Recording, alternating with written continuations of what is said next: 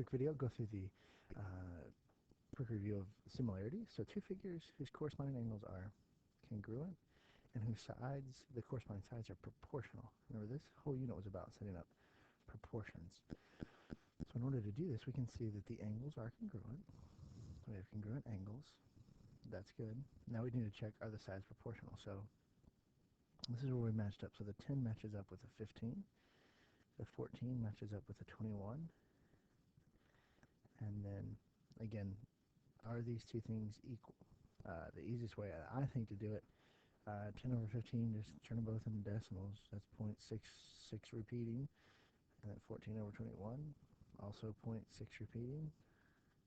So those things are equal, which means, yes, they are similar. Remember that little symbol right there means similar. Here again, you got a 90-degree angle, a 40-degree angle. We know that this other missing angle is 50. So we have congruent angles. That's good. Now check the sides. So the 6 matches up with a 9. The 10 matches up with a 15. And the 8 matches up with a 12. We're checking to see, are these things equal? Now we don't know if they are. So 6 over 9 again. That's that 0.666 repeating. 10 over 15. Still that 0.666 repeating. And 8 over 12 all of a sudden. We still have that 0.666 repeating. These are all equal. So yes, these are also similar. Right? If one of these decimals was not the same, that would indicate that those are not similar. We call that. So if we know that things are similar, we can set up proportions to solve for x. So in other words, the 8 goes with the 24. So we have 8 over 24 equals, you get the 3 and the x. So just make sure things are set up correctly.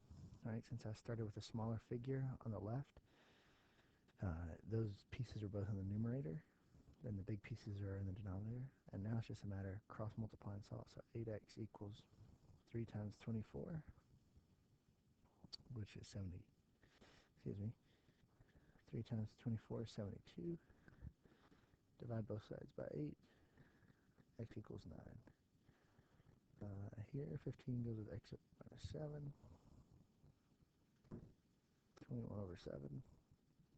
Now if we cross multiply these, we end up with 7 times 15 equals 7 times x minus 7, and you just have to remember to distribute the 7. So 7 times 15 is 105. 7x minus 49. Add 49. I'm going to overlap some of this stuff. 154 equals 7x. Divide both sides by 7. Here, x equals 22.